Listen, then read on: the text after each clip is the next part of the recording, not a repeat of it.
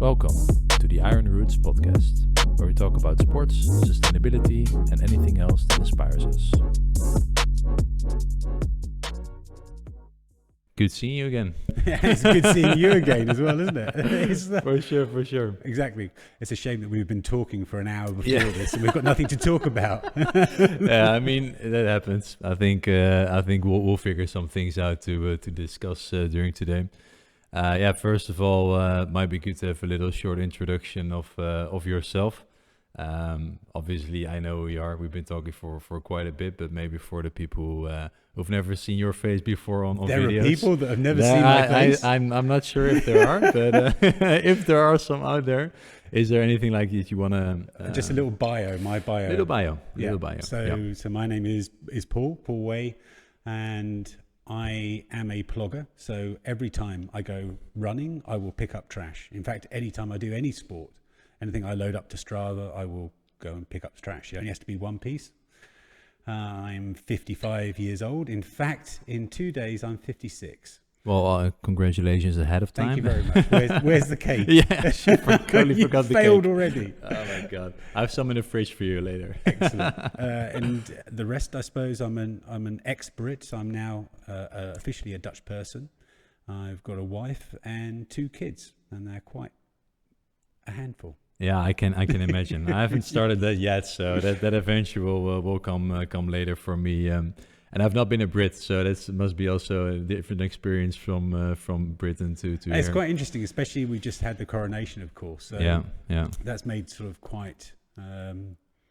It makes you think inwardly about what nationality am I? In fact, someone asked me a question of, when you do sport, are you a Brit or are you a Dutch person? And I kind of took the worst answer possible and said, I play sport as a Dutch person, but I watch sport as a Brit. So I will never support myself. So is that, that's hilarious. It's weird. Yeah. I don't know. As a Brit, I suppose I've grown up with the Olympics and I've grown up with all the sports that everyone is raised up on, and I always supported them, and Olympics is one of the most important events for me that comes around every 4 years. So to try and switch to the Dutch team is taking a bit of time. I'm immensely proud of what they do and everything, but I think in my heart I remain a Brit on that one. Yeah, I can imagine. I think I probably have the same. If I moved to Britain, I'll probably still be rooting for the Dutch athletes there. We could sort of be the exact opposite of each yeah, other. Exactly. I think that sounds great. I'm not sure if I want to move to Britain, but the weather is even worse than what we have here. Well, it's basically the same. It's basically the same. Yeah. It's like excellent. Yeah, I moved to a different country and I chose the same weather. Yeah, you could have gone to any sunny place that you wanted. I know. To. My advice for anyone out there is if you pick up a foreign partner, then make sure it's somewhere sunny. Yeah. I was going to say, don't pick a Dutch woman because you get the same weather. Yeah, exactly. You've got to think about the weather wherever you're going to. For sure. That is for sure.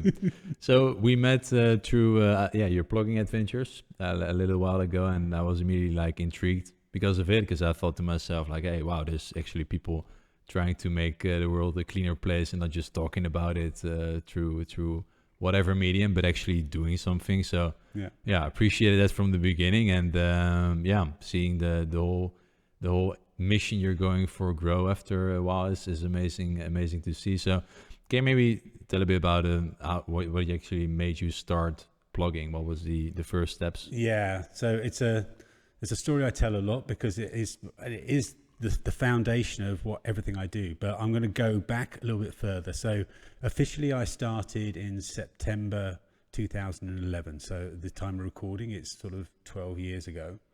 But it was before then. So I've always picked up a little bit of trash, but never with the altruistic intention of bettering the world. It was always with a selfish act of maybe I can get some karma points to win the lottery or something like that. So gotcha. I'd already sort of picked up trash occasionally before that. There was one incident that I thought, karma really does play a role. I was cycling back I was working in Amsterdam at the time. I was cycling back home. I cycle to work every day, and I was cycling back, and there was this couple on a motorbike ahead of me, or a moped. And the woman on the back just dropped a cigarette packet on the ground. I was cycling behind them. I thought, oh, damn it, why do they do it? I should pick it up, or I should chase them and say, don't do that. And I was drafting behind them, as all the Dutch do. I was drafting behind this one, grumbling, going, oh, I should have told them something. I'll overtake them and tell something. And I never did say anything. So for the next sort of 5 kilometers, I followed them without saying anything. And then they went to a different direction. I carried on. I got home, and just before I entered the back door, I looked down, and there was a packet of the same brand of cigarettes on the ground. I thought, damn it, karma sucks. So I've got a history before my first piece of trash that I picked up. But then after the official one, I say, was September in 2011, and what was happening, I was running to the train station, and I looked down into the hedgerow, and I noticed all this trash there, and I thought, if I don't pick it up, who will? And it was as simple as that thought in my head, and I thought, I will. I'll pick it up.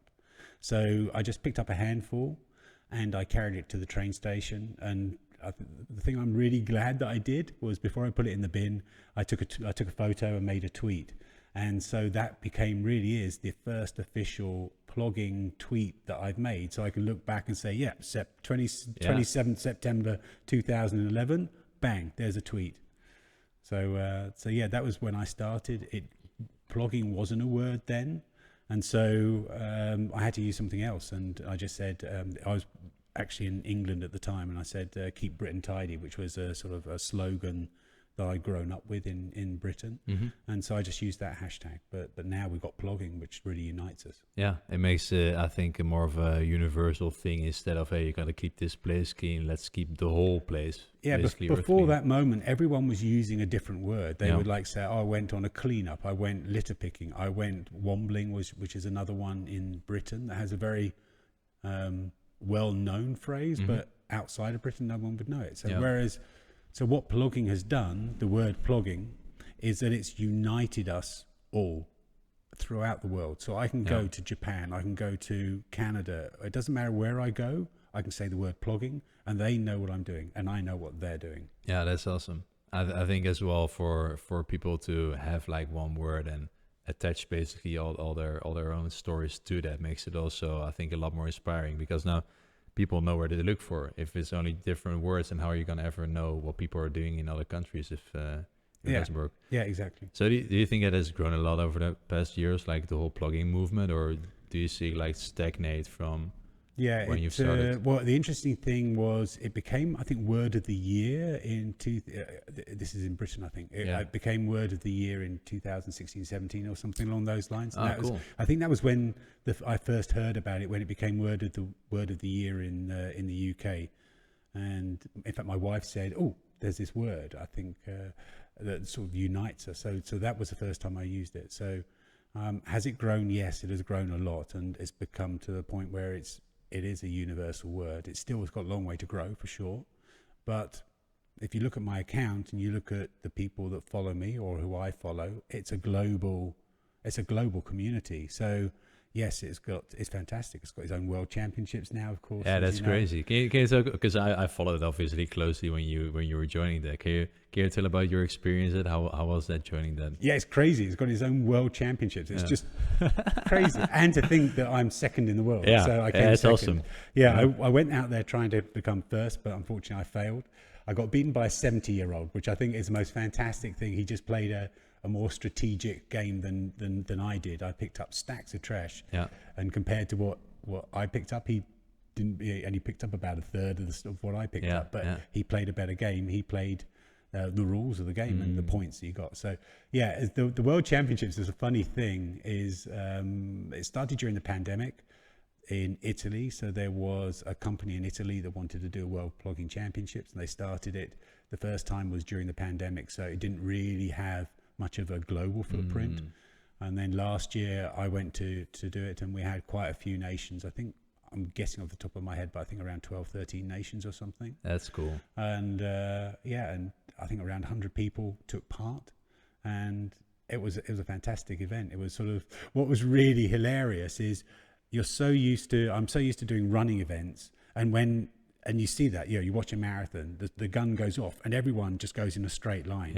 In plogging, it's the exact opposite. The start gun goes off and everyone splits into different directions. So I went directly right and then behind a church, and then someone else went left and went down to the canal, and it was a completely different atmosphere, sort of experience, but so fantastic and so uniting. And I think one of the highlights to take away from that event was, and going back to your question of has it grown as a community, I looked down, so it was in Italy and in the mountains, and I looked down onto a dual carriageway below, sort of a roadway below, and I could see all these people running along it picking up trash who were other competitors, and I thought, wow, I've never seen someone else plogging like that, to actually look down and see them. It was just inspiring. Such a fantastic event. Like a drone view almost. It was like a drone view. It was surreal. I was like going, they're picking up trash. Why am I not there?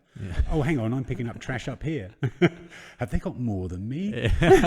Does the trash flow down if you walk around? Exactly, Oh my God, what happens if I roll that tire down? Will they collect it? That's my tire.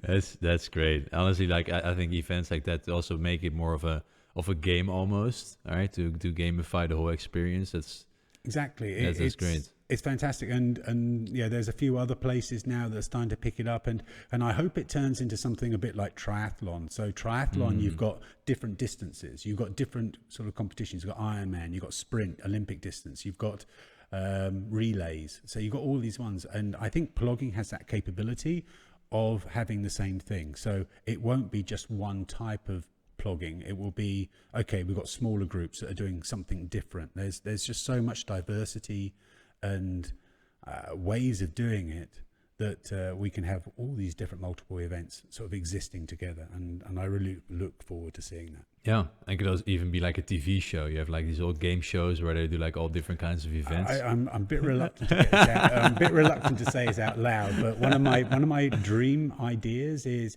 there was this. I grew up with this television program called Around with Alice, which sounds, this is sort of the different generation we're in now. Whereas TikTok's like bam, bam, bam. This was walking around a golf course with a presenter while he's chatting to a celebrity, and all they are is playing golf, and he's just chatting to them. So it's called Around with Alice, and I'd love to do a Plog with Paul, and sort of have a Netflix series, and all I do is go around different parts of the world and go plogging with other people, learn about their experiences, what type of trash they pick up, what's happening in their country with the deposit system, with anything that's going on, and just to sort of, I think there is a marketplace for that. I think there is a viewership that could sort of adopt that. You've seen that. Maybe I'm not famous enough to do it, but I'd love to have that. Yeah, I mean, if there's any documentary makers out there, then this is the time to connect, right? Exactly. Yeah, you can get me at I want to be on Netflix at gmail.com. We'll get you in contact if we find some for you. Then exactly. That's awesome. I mean, I will watch it. Honestly, if it's like interesting people or just people who have a nice background story on. Well, you've got the TV show, Someone Feed Phil, and there are all these sort of other programs are like that. Why not? Who will pick up trash with Paul or something along those lines? I mean, I can think of the theme tune. Who wants to pick up trash with Paul? Like a catchy tune, and everyone's like, "Oh, that's the tune from Paul. I know that one." Yeah, I know that one. We should make. That's so catchy. We should have that. I like it. I think we should make that for Let's sure. do it. Yeah. I mean, I'm not that good of a documentary maker, sadly. I'm not a good singer, so we need to get that's true. I mean, then in the end, we just have to start, right? We might learn on the road there. So exactly. that's I like it. I like that idea. And it's also maybe a lead way into, like, for the future, you have this cool documentary plan I've never heard about, but is there also like other things where you're like, hey, this is where I want, or I see the future of plogging going, or what do you see as the role of plogging as population growth happens everywhere and people still keep throwing away trash? Well, that's the beauty of plogging and picking up trash while you're running, Did we actually say what plogging was? I'm not sure. I'm not sure. Well, we Well, should maybe now. we're 20 minutes into the thing. Plogging is picking up trash while you're running. I think we did in the beginning. Did we? Oh, but, cool. well, it's good to remind everyone, right? So it's interesting to see where. I forgot what the question was now. Well, was it where we going to see it going or something? yeah. So if you have like a like in a few years or right, there's still going to be trash. Oh, I know what the answer was. Yeah. So let me go straight in with the answer. The great thing with plogging is the depth of it. So where is plogging going? And that is exactly what my account is about, really. Is I just, first of all, I started off picking up trash. That trash that I picked up on the way to the train station, that was a start. Picking up a piece of trash has an impact, but you make a bigger impact if you do other things with it. So in fact, picking up the trash is the smallest impact that I make now. I try and tell that story on Instagram, on YouTube, etc. And that is really where the impact happens. So where is plogging going? I hope it's there to raise more awareness for the problems that we're trying to raise. It's not necessarily about trash on the ground. It's what sort of trash is on the ground. Oh, hang on, that's single-use plastic. Or, and I always say to people, follow your passion when you're plogging. Do what you want to do. There are no rules to plogging. You do it however you want to. So if you want to pick up just plastic, if you want to pick up just cigarettes, then you can do it. And each one of those elements has its own focus for that person that they have their passion on. I really want to stop people smoking, so pick up cigarettes only. Do it that way. E-cigarettes. We've now got e-cigarettes on the ground, which is horrific for me because not because they're e-cigarettes but because of the packaging. They've got batteries in them. They've got bits of metal, bits of plastic. They are wrapped in silver foil. They're in a paper box. The actual packaging is horrific of these things, and in the heart of it is a battery that is still live when it goes on the ground, when it gets thrown on the ground. So you focus. Plogging is a gateway. That's what it is. It's a way of saying, I've got a problem I really want to raise attention to. Look what I've picked up off the ground. And it gives people that intro into the issue you want to talk about. That's so interesting to look behind the trash, as it were, not just to see like, hey, it's just a piece of trash, but actually. And each piece of trash has a story. Why is it on the ground? And sometimes it's so clear. I was running on Sunday, and I was on a dual carriageway on the way to the beach. There was a lay-by, and there was a pile of trash there on the lay-by. It was just so obvious what the story was behind it. Someone had pulled over to the lay-by, opened the door, and thrown it out. And so, it's plogging is actually picking up the piece of trash or the trash on the ground is a fraction of the story. Yeah. And in the end, obviously, we would hope that everyone would just not throw away any of the trash or make sure that it's disposed in the correct way. But and going to another thing about that is, for me, I hope plogging is about educating people, but it's also about changing behaviors. Yeah. We're now in a situation where we don't have plastic spoons, or even though I picked up one today, I don't know why they're still in circulation, but theoretically in this country, at least, there's a ban on them, so they shouldn't exist, but they still do. But I still pick up bamboo spoons. I'm as horrified by those as I am by the plastic spoon, because it's a behavior that says, I don't care. Yep. It's a behavior that says, I don't care about the future, or I don't care about the environment. And so those are, for me, actually at the core of plogging is about having people think consciously about the planet that they're living on, because it's such a beautiful planet. I would love to actually see my kids enjoy it. Yeah, of course. Yeah, and I think most people would think that way as well, but then in the behavior doesn't always make sense to that, right? No, and it only needs a slight switch, and then they go, oh, and that's actually one of the fantastic things about people going plogging for the first time.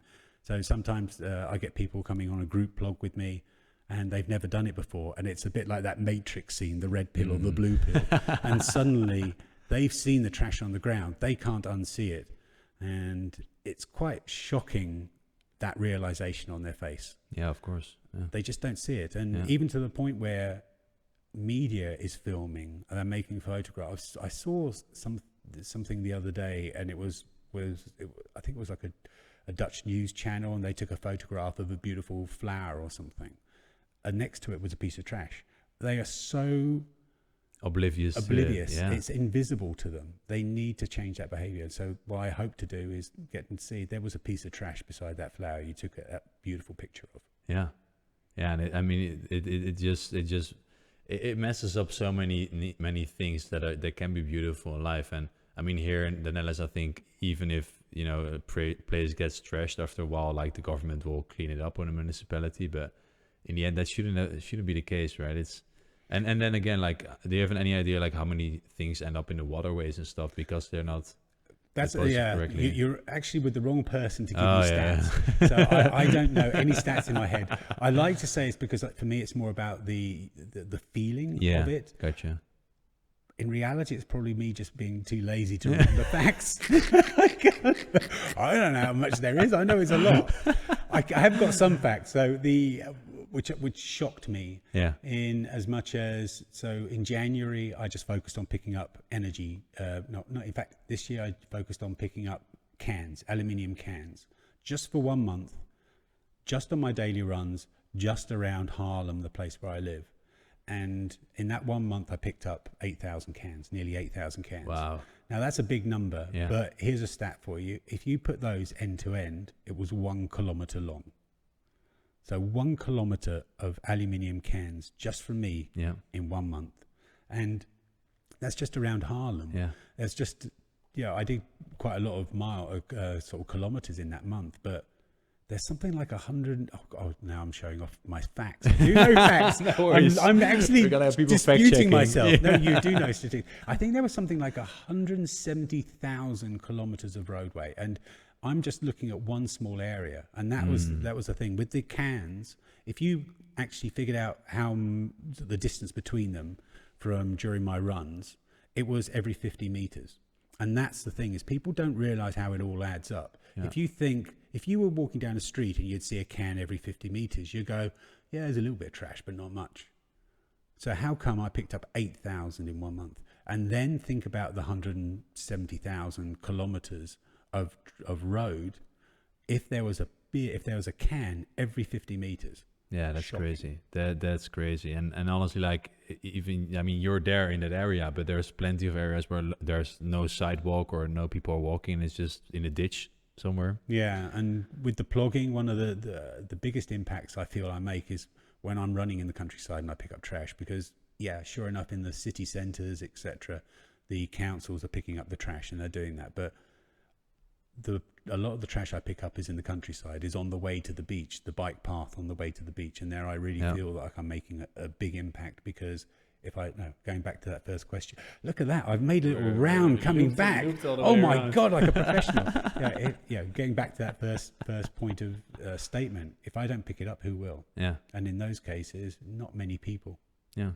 Or maybe someone is cycling by, but they're just focused on, cycling as fast as possible to some place, and then they drop a piece of trash, and then that trash has zero value to them to go back and get.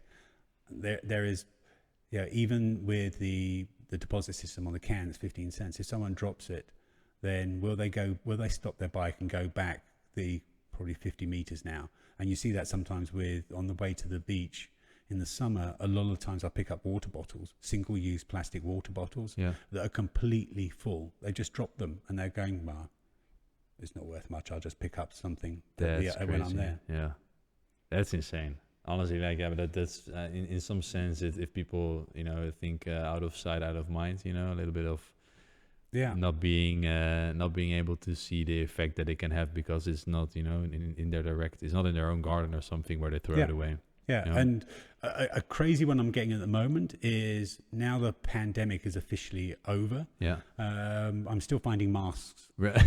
I'm still finding masks on the ground, and what is shocking about that is, okay, so there's still masks on the ground. Now think about it. Who's wearing a mask now? That's someone who's scared about their health. They are sort of going against society and wearing a mask, which is, people go, why are you wearing a mask now? They are so scared about their health, they're doing that. But then they drop it on the ground. So it is so inwardly focused. It's so, I don't want to use the word selfish, but it is so inwardly focused that they are caring about themselves, but not about others, not about the planet. Yeah, not at all about the environment, which, No. which in turn, if you pollute the planet, you're gonna get sick, right? Exactly. That's You're the going to issue. get the Yeah. you're going to get the microplastic Yeah, coming exactly. inside Yeah. you. Yeah, exactly. It's gonna the milk is gonna get run over by cars and shredded up in microplastics, and you're gonna inhale it, and it's gonna be even worse. Yeah. Maybe due to karma, it can happen like that See, as well. we're but- back to the cigarette packet. Yeah. Karma. Karma. as that's I certainly hope that that might be less of an issue in the future as well, where maybe due to the incentives with the cans and the money that people get if they bring the cans back, but yeah, in the end it's still going to be a thing where it's like, all right, it's 15 cents, and is it worth the effort? The good thing is it does make a difference. So I'm seeing now already. I'm seeing less. I'm picking up less cans. That's great. So it's been introduced now for just over a month. Remind me, Heineken, even though I don't want to use a brand, I will come to. All right, back to that. I like beer, so yeah. I'll come back to the beer I've brands. gotta I keep don't it in want to my call mind. out Heineken, but I'll just use that one as an example. But what I had last week, it was just before Befrijdingspop, before the festival to celebrate the freedom, the day after Remembrance Day here. So I was just plogging around town, and I found, there was a can on the ground. I bent down and picked it up, and then alongside me came a guy on a bike. Clearly, I don't want to say he was homeless, but what he was doing is he was cycling around town, trying to find cans that have a deposit on them, trying to find bottles that have a deposit on them, because you see that how much value that had to him. That's great. That was fantastic. Yeah. So I really loved that. And then he went left, I went right, and I immediately found a couple of cans. But then a few minutes later, he came cycling past again. I gave them to him, which was really cool. We had a really nice exchange, and he said, that was a really good exchange. But, Awesome. So if I don't pick up trash, if I don't pick up any cans now, is it because there isn't any cans on there, or is it because someone else has picked them up? So it has definitely a place, and I am so enthusiastic and grateful for the deposit system being in the Netherlands. But at the same time, do not think that's the only solution. No, because if that was the case, 15 cents doesn't have a lot of value to some people. Some people will just factor it in going out. And you see that with plastic bags during the summer season with picnics. What you will see is that people factor in the cost of the plastic bag, so they go to the park and then they can just leave it because they go, well, I'd already factored that into how much it's already costing. paid for it. I've already paid for it. And you see that with bottles, and you see that with cans, I'm sure. So it raises awareness. It's a bit like the plogging. Hopefully it gets into people's consciousness, and I think that's a real benefit of it. So it's part of the solution, but it's not the only solution, and more importantly, it's not the sort of the end goal. It's going to help get to that end goal. Getting back to the Heineken. beer, We got Heineken. I'm saying Heineken, but I'm going to come up with I'm using them as an example because they are one of the most common beer brands I've got. But we are a month and a half into the deposit system. So on the 1st of April, we had the introduction of the canned deposit system. It took a couple of days before I found my first can, so it took a while. I still have yet to find one of the big brand beer cans. I found a couple of other beer cans, but the Amstel, the Heineken, I haven't yet found one of those cans with a deposit on them. Why is that? Is that because they flooded the stocks with their cans before? Is this me having a conspiracy theory or something? But I've almost got the idea of, okay, if there are two big brands on the shelf, one's got a 15 cents deposit on it and the other one hasn't, which one are you going to choose? You're going to choose the one without it. So it's I cheaper. think,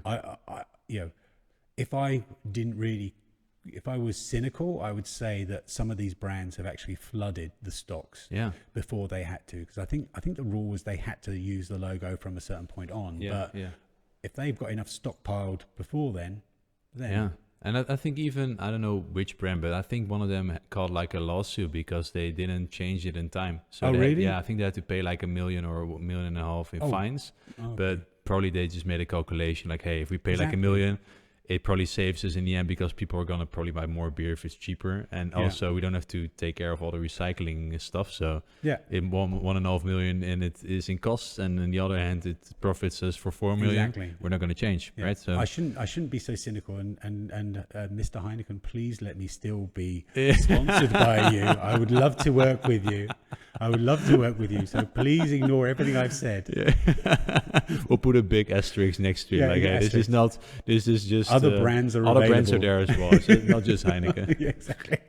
Damn it! We can edit this, right? Yeah, sure. We'll take it out. We'll bleep out Heineken. Yeah. People gonna read your lips and see which brand you were talking about. Yeah. Oh no, I'm gonna be haunted now for the rest of my life. You'll be good. I mean, they know, and I think in the end, like if that is the actual behavior, then they also, I think a lot of people within the brand itself probably want to change that as well. To be like, hey, yeah, we want to do it for the good, but and I really would love with these big brands.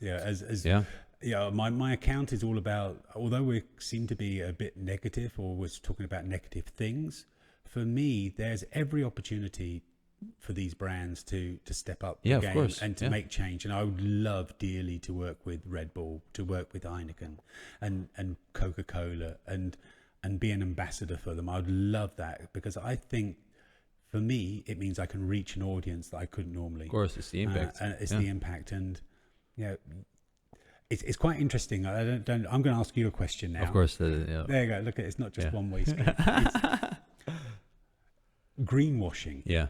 So, because that's the other thing is, I think there's a lot of brands. You're a brand. For you, it's a different story, perhaps, because you're all about sustainability and about a non-plastic apparel.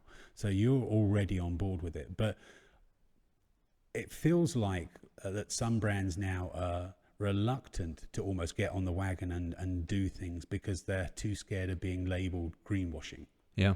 Are we actually, is greenwashing now becoming a negative towards change? Yeah, a great question. I think definitely in some cases, because even if it's a small step in a direction, then why not celebrate the step in the right direction? And there's I think an issue in general in sustainability where it's like never good enough. Even for us, like we sometimes get like some comment or like, hey, why are you using this, or why are you doing that? It's like, yeah, but we're trying, right? There's so many things that we can improve and should improve, but why not focus on the good things and say like, hey, this is actually a good step. And yeah, we know we're not there yet, which we don't claim, or most of bigger brands don't claim, but it's a step in the right direction. And if you combat it by saying, yeah, but it's greenwashing because you cannot label like this piece of product as better than it was before because, the rest of your products is not that good. Yeah, I think that's actually a great point. It probably would have some negative connotations there, or maybe it makes it more that people do it, but that they don't like communicate as clearly about it as they might have done in the past. Yeah. Yeah, and then on the other hand, I also really believe that there are some genuine cases where brands misuse absolutely certain labels, and that's certifications. The problem is those bad examples have hindered the companies that do want to change or make a. It's like me. I suck at most of my life, but there are changes that I want to make, and I'm sort of slowly making. So I will never be an eco warrior, but I do actively try and make small changes. So I'm conscious of all the bad things I do, and going back to the reason why I said, or actually sort of going back to the plogging a little bit maybe, and more specifically about the account that I set up on Instagram. I set that up with a view of sort of looking back at myself and sort of making myself a little bit better each day and being proud of the person that I'm changing into. Rather, they always say marathon training is the journey is more important than the destination. Yep. And that's true for the brands. I think we have to let them celebrate and have these small victories. We have to continue to push them and make sure they go further and not just stop it. But I'd really love to be able to celebrate these brands a little bit more. Red Bull's a good example. Everyone sort of really hates on Red Bull, and it is shocking the amount of trash that I pick up this Red Bull. But let's not forget that they don't have plastic bottles. True. They have always had paper sleeves. their cans, I think, were the first can I thought was like, holy crap, that's a really thin walled can. Whereas before that time, they were really heavy aluminium cans with loads of material. Maybe it's because it means their profits are bigger because it's less transport costs because it's less fuel or whatever. Maybe there's a different reason on it, but there are so many elements to what Red Bull have done, which is fantastic, and I'd love to celebrate that. Yeah, I think that's a great point, and it doesn't mean that they, should not be accountable for all the other things that might be better. Absolutely. But it should be a balance where it's like, hey, right, there's good things in what they're trying to do, and there can be things that can be done better. But let's not forget that exactly. a lot of people let's are trying. Give them the opportunity to celebrate those things and push them harder and say, fantastic. We'll toast you with a glass of champagne. That's better. And now what are you going to do now? Because because there's so much negativity, I think, surrounding sustainability in general, where it's like, the world's going to shit and all these companies are the bad actors, and then they keep also forgetting that you cannot change a whole industry or a whole country just in one go. It takes small steps into the right direction, but those steps should always be like enthusiastically and held, where it's like, hey, this is a good step in the right direction, let's be happy about that. That's good that you also have that perspective. For me, it's all about positive. I think there are some really great accounts on Instagram that I love to bits, and they're in effect the sort of the devil on the shoulders compared to the angel that I am. I'm all about. I try and sort of be positive. I'm less focused on the trash that's on the ground and more about the act that I'm doing of picking it up, or the act of trying to inspire them to not do it.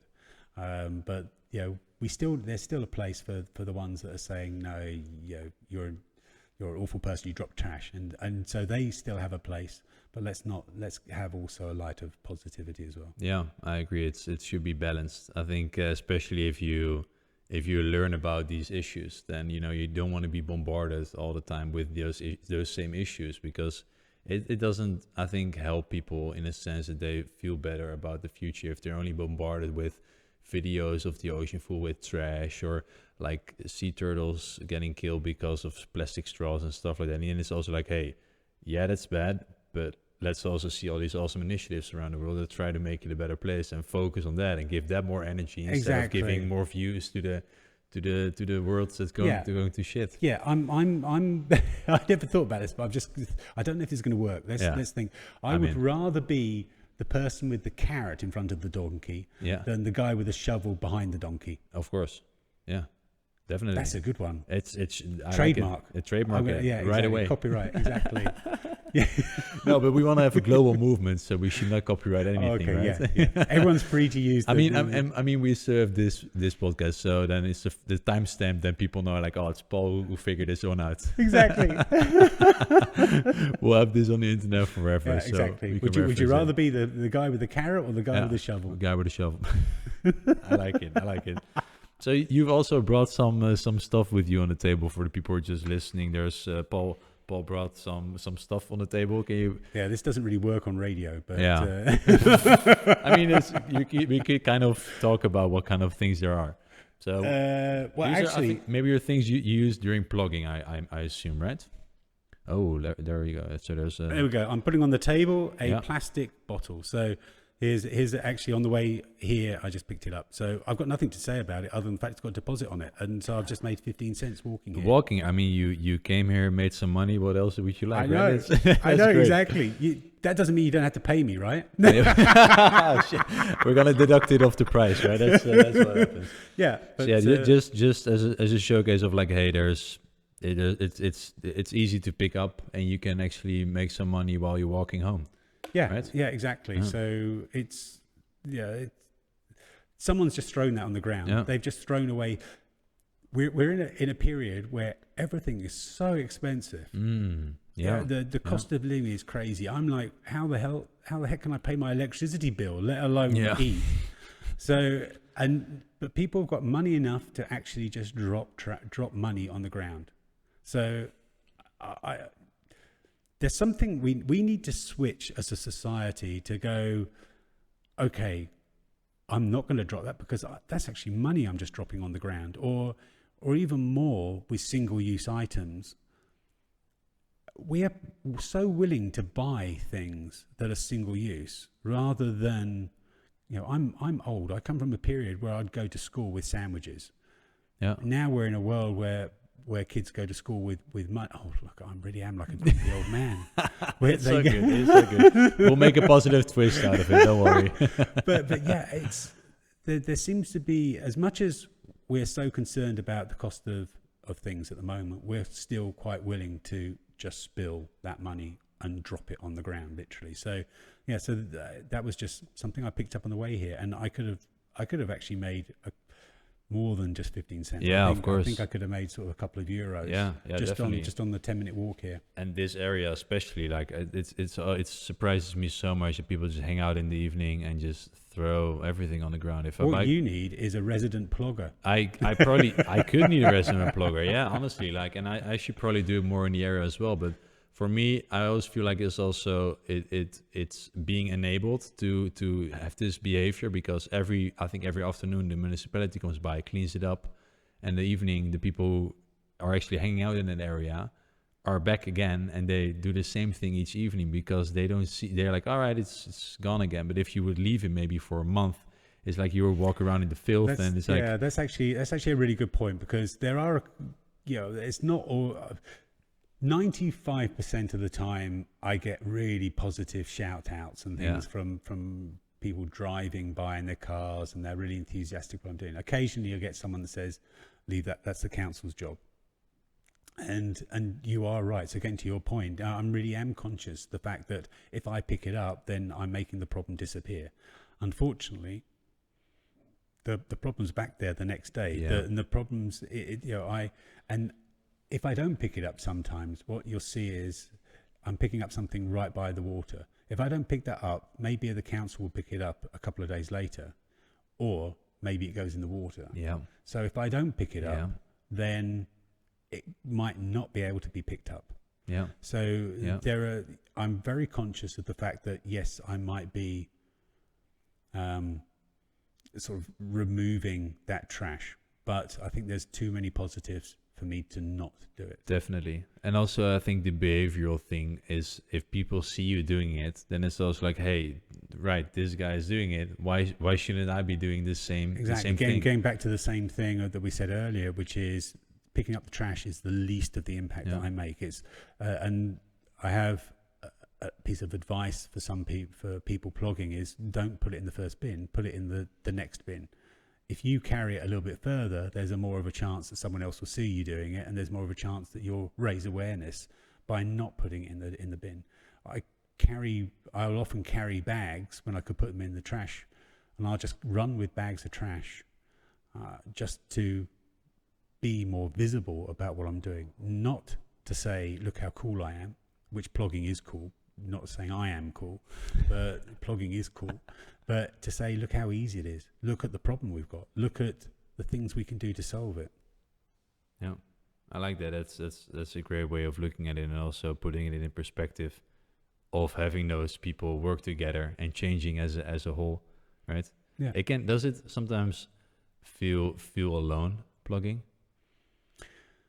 No, because everyone's maybe I've been doing it so long, they kind of go, oh, it's that idiot again. So, and they're like, British idiot back again. And I presume they're honking at me. Yeah.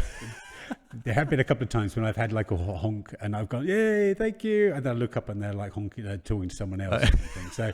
So there's that does happen, but yeah. Yeah, I'm gonna leave it there. But no, you don't feel alone. And going back to plogging as a word, what does it mean? One of the real great things is it brings people together that have got the same interests. By definition, if you are a plogger, you're someone who cares. So if you connect with someone in a different country that's a plogger, they care. They are wonderful people that you reach out to, and it's incredible the impact you get. There was one post I did on Instagram that was, I try and remain positive and say, look at the impact I've made, look at the difference I've made, but sometimes it does get you down. And that was actually going back to the 8,000 cans that was on one day there, and I picked up over 1,000 cans on one run, and it got me down. And so I did a non-positive post, and the reactions I got were, up until that point, I was like thinking Instagram algorithms broken, no one's seeing my posts and things like that. Do a negative post, I got so many likes. But more importantly, I got such wonderful comments in there from people saying, "Don't give up. You're inspirational. Yeah, everyone has a bad day. We know what you're feeling like. You're so inspiring." And those comments, and I pinned it in the top of my profile, not because of, "Oh, cool, look, I've got a lot of likes," but because of those messages. And what's even more wonderful is that some people have actually said, "I read all of those comments." I often wonder on things like the YouTube, they say leave a comment below just to get a bit of, it's just basically to get a bit of traction and conversation. Do they read those things? This was one where I'm surprised that a load of people have just read all of them, and it's amazing. That's great. Yeah. Especially if there's like a positive turn on it, because it might also be the case. Yeah, it was a negative story that had one heck of a positive turn by the community, by the people that care on the other end. Yeah, that's awesome. Yeah, that's awesome.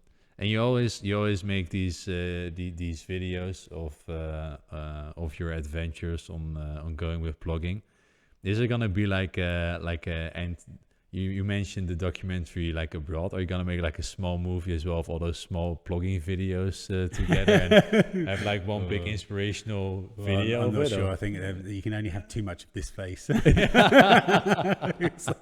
has to be in small 15-second doses. It's not something.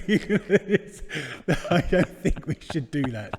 I'd lose all my following. It'd be like, oh God, no more. Yeah, or we do like a little negative note at the end of the of the trash laying around, and people will comment again, like with the post that you mentioned before. We could try that out. Maybe that works. Yeah, exactly. No, I think I'd love to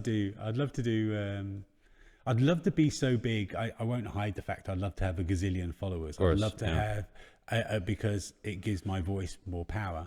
Not just to be listened by more people, but to do more things. So yeah, I would love to have enough of a following and enough of a base that people that a filmmaker would come to me and say, we want to film you and to really turn it into something that's more than just a 10-minute piece. So and like the World Championships or something, someone that follows my adventures. You have all of these fantastic inspirational movies about trail running and things that I watch all the time. And telling their stories. I think we have space, and I think we have enough of a story, enough of a important story to create feature-length films, to create something that is telling the story of what we as a community are trying to do. I think there's definitely a place for that. So I'd love to have that, whether it's me or whether it's someone else. I think that's fantastic. Yeah, I mean, you put it out in the universe, and there might be someone listening who's like, hey, I can make some really good documentaries. Can I also put out, any billionaires out there? Let me put that out into the space. Of course. And also winning the lottery. Put it out, lottery, billionaires, and a documentary maker. It's just 3 wishes. It's not too bad, right?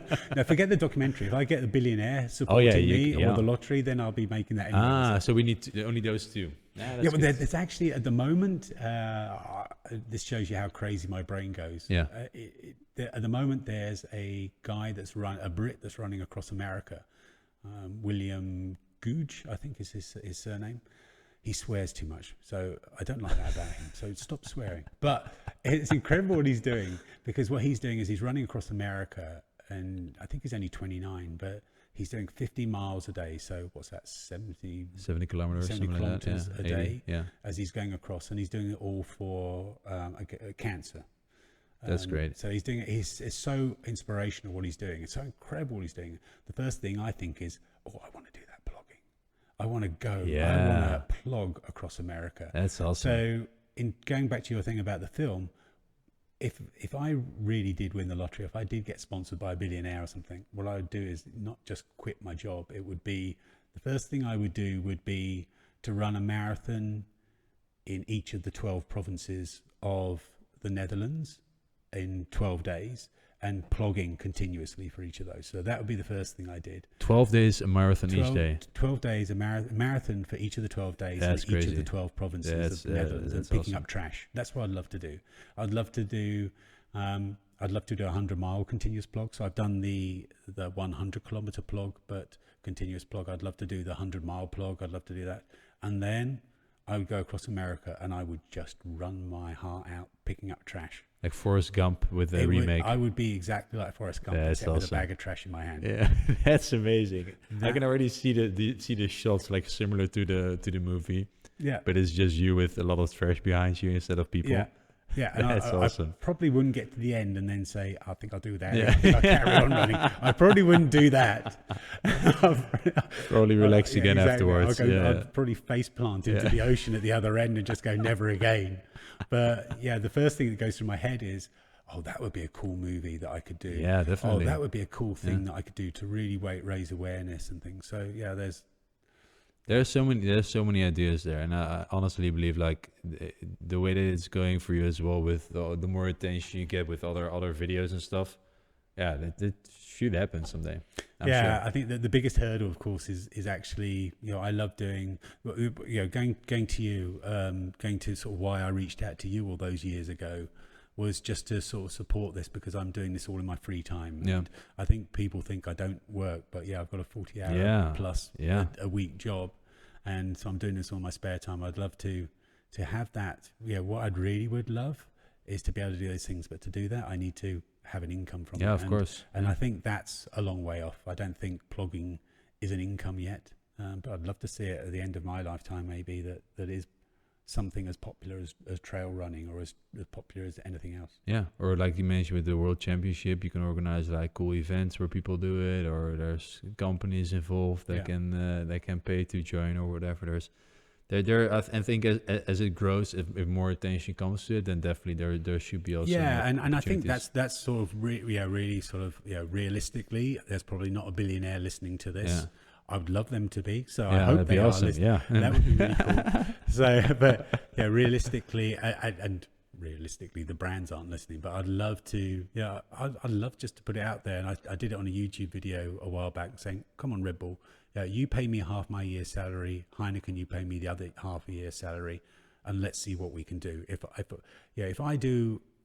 I'm really proud of what I do. I'm not saying I'm amazing, but I'm really proud of what I do. I'm able to do in my free time. Yeah, it shows. Yeah. And I'd love to have the opportunity to turn that into a full-time job, and to think, okay, those 40 hours, what extra could I do? Yeah, of course. I mean, the things that you already do, like you mentioned, I think a lot of people just assume that you don't have a job and you just do this full time. But to think of a full-time job and run this on the side as well, it's amazing. It's like, yeah, that's dedication. Yeah, we talked about the movie posters that I do each Saturday. Yeah. So for those that don't know, then check out my Instagram account. Did we mention my Instagram account? No, we definitely should. Waye. We'll take it at the end. Waye of life. Donations accepted. And you need an editor as well. We should get you with someone who does. If there's someone listening who does a great job of like graphic designing and stuff, and has a free Saturday. No. Want to join you? No, because I told you they can be filmmakers. They can filmmakers. Yes, that's what I mean. Yeah, filmmakers. I live by this mantra of, why make it easy when you can make it really hard on yourself? So people don't realize the effort that goes into the plogging posters. For me, it has to be something I'm really proud of. So on all of those posters, there's not one element that I don't make myself. Yeah. So if there's a red sky in the background, I'll go out and take a photograph, and I will apply filters and things like that, but it's all created by me. And if there's going to be trash in the poster, which there is every time, it's trash I've collected on that day or the days before that lead up to it. It's not, oh, here's a stock photo of trash I've got and that I do. So I basically reset every week to make those movie posters, and they cost so much time. The only person that's really sees that is me. People don't realize all those elements that sort of are hidden. Yeah. And there's a lot of the text and things that people can't see because you can't zoom in on the photo. Yeah. But it's there. It's all set up so that every element, even though you can't read it, there is a little element on there that I think, no, I have to include that and I have to make it myself. Yeah, I think maybe what I'm thinking of now, you could maybe do an expo someday where it's like a big room. Maybe do it here and you have all the prints out of the movie posters and do like the comparison stuff and tell the story about the movies, right? Yeah, I'd love to do that. And everyone's got a sort of a story behind it as well. So the reason why I chose to do something, or the reason why I chose to do it slightly differently. So I could easily make those posters look almost exactly the same, but they don't. And the reason why is because I sacrifice the similarity with the effort that I put into it, or sort of the intent behind it. Gotcha. So there are times when I kind of go, no, and I struggle sometimes because I'm sort of taking it's a real dark, moody photo, and I'm plogging outside and I want to take a photograph and I'm in bright sunshine. So what the heck am I going to do now? So yeah, it never is quite to the level I'd love. Yeah. But it's to a level I'm proud of. Yeah. I mean, they look great. Honestly, like every time I look at them, I'm like, hey, there's some effort in those, definitely. So people should definitely check those out. And I think up all the ideas on the toilet. I spend way too much time on the toilet. But that's way too much detail for this. Really but I mean, a place like that it's where the great ideas come from, right? The time where you're relaxing, zoned out a little bit of the world, and that's why people get many ideas in the shower as well. Yeah, it's just and that's another thing with blogging. Yeah. A lot of the posts that I post are actually thought up during the plog. So a lot of those ideas come from the trash I find, or I kind of go, my mind wanders off, and suddenly I'll turn that into a post. So the ideas either they're not sort of, a lot of the time they're not premeditated. If they are, it's from the toilet. And when they're not premeditated, they're just from out on the run and something that's happened. And there was one that the recent that a few people liked, which is I found a bride-to-be sash on the ground while I was blogging. So suddenly that post was a reel about me running around with a bride-to-be sash around myself and playing sort of a get married song on the end of it. So yeah, and then throwing the trash in the bin as a bouquet, throwing the bouquet. So yeah, that all just came from just finding this one piece of trash on the ground. Yeah, that's great. And then inspiration just comes in. Yeah, that's awesome. I like that. That's cool stuff. Especially the videos, and keeping it fun also, I think makes it so that people keep on liking it. Yeah, I'd love to make them funnier, but yeah, it took a while to sort of find my style, and maybe it's not quite as sort of snappy as TikTok needs to be to get that audience, but it's something that suits me, and I think that's more important. Yeah, I agree. I think it's very personal, and it shows what kind of person you also are, right? Having a lot of fun still while making such important things in life. I think that's it's just a testament of you as a person. So that's I think really awesome. Is there anything? Because I think we're gonna wrap up in a little bit. How long have we done? I mean, we're close to an hour, so that's not too bad. Oh, look, that's fine. Yeah, that's an hour is not too bad. I thought that we'd be going for like 45 minutes, so you always know where you're having good conversations, and it's longer than you expect them to be. But is there like a thing that you would help people who are listening and are like, hey, I'm new to this, or they want to try out plugin for themselves? What would you say to those people to start out, or maybe find other people to do it with? Like, yeah, other people to do it with is a great idea. So there are a few bits of advice I give to people that want to start for the first time, and the most important one is, as I mentioned already, there are no rules to plogging. You do what you want to, how you want to. So if you want to recycle everything you pick up, do that. If you don't want to, then don't. So there are no rules. Picking up a piece of trash makes the impact, and there, bang, you've done it. And that leads on to the second most important tip, which is keep it small. So it's more important that you pick up trash. I would rather you pick up trash a couple of times a week, a couple of pieces a week. Just pick up a piece of trash when you go for a walk in the dog, or you go for a run on the warm up, and then just get on with your run, get on with your dog walking, and don't do any more than that. You've done enough. Picking up that piece of trash suddenly turns your activity into something that's not just good for you, it's good for us, and it's good for the planet. So start small. That means it has zero impact on you, but has a potential to have a huge impact on us. So no rules to plogging. Start small, keep it fun, and tell people about it.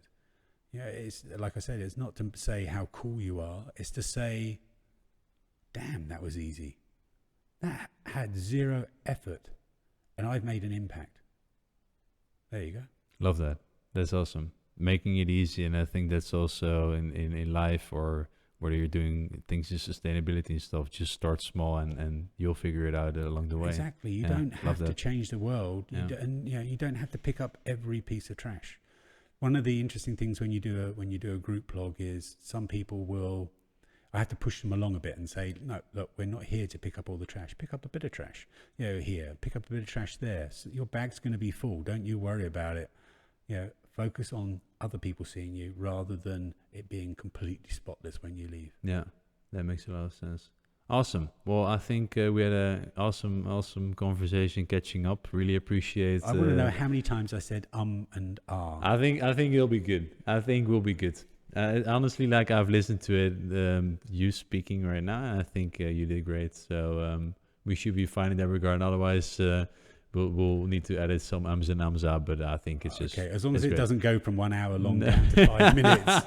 It's like also like 3 minutes left. Yeah. Otherwise, yeah, exactly. We've been an hour, and people are looking at the timestamp. They're going, but it's only been 30 minutes. The lighting has changed and everything in the meantime. Yeah. And lots of change of on the video. Yeah. Sort of my head moving and jerking when you've edited the ums and the ahs. No, I think we should be more than good. This was awesome. Thanks for sharing the story, and again, I hope that everything works out. And we'll be catching up soon. Yeah, for sure. And I think I would just like to end by saying, I'm so proud that I reached out to you and how enthusiastic you were. You were so enthusiastic when I reached out, and I think it's a real collaboration I'm so proud of. I think it's fantastic, the products that you're doing, and the way you're doing it, like the latest one with the dye that you're using. So you're not resting on your laurels. You're looking at ways to improve. It's that small steps again, and I think it's definitely a brand that I love and cherish. I appreciate it. And you haven't mentioned the fact that I'm wearing. We're carrying on. It's customized. No, it's not. It's customized. What I haven't mentioned is that not only am I wearing an Iron Roots t-shirt, but one of the best things I remember when you sent me the black t-shirt, and I kept on wearing it, and I think this thing doesn't smell. I always assumed I was really. I probably do smell, but I was amazed at the shirt. I didn't have to wash. It was like ridiculous. I went for 6 runs in it and I never had to wash. This shirt I've had on, I think it's been hanging up, and I think I've worn it 3 or 4 times for long runs, and I haven't bothered washing it. I don't smell you right now, so that's a good testament. I'm glad that you always do a podcast with a blocked nose. I mean, otherwise I couldn't have been sitting here for an hour next to you probably if it was that bad. But I think that's it. People are so used to sort of smelly clothes, they don't realize it's the polyester, it's the materials, and you kind of go, oh, hang on, use something that's non-plastic, and then I can keep on using it. Don't have to wash it. Saves money. Lasts longer. Energy, water, everything. Yeah. Those little baby steps make such an impact. Yeah, I appreciate it again, and awesome that you reached out in the past, and thanks again for everything that you do, and we'll cut it off here and talk again soon about all the awesome adventures and hopefully documentaries you've made then. Yeah, let's wait for those billionaires to come in. Yeah, let's do that. All right, everyone, thanks for listening. That's been the first podcast actually as well. So excited to talk about that. And if you have any other people that you want to have on the podcast, reach out to us and let us know. Or if you want to hear Paul again. That's also true. We can also do a second one next week with Paul. Exactly. Every week. Catch up with Paul. Yeah, there we go. Catch up with Paul. Plug with Paul, catch up with Paul. Awesome. All right. Thanks, everyone. Bye-bye.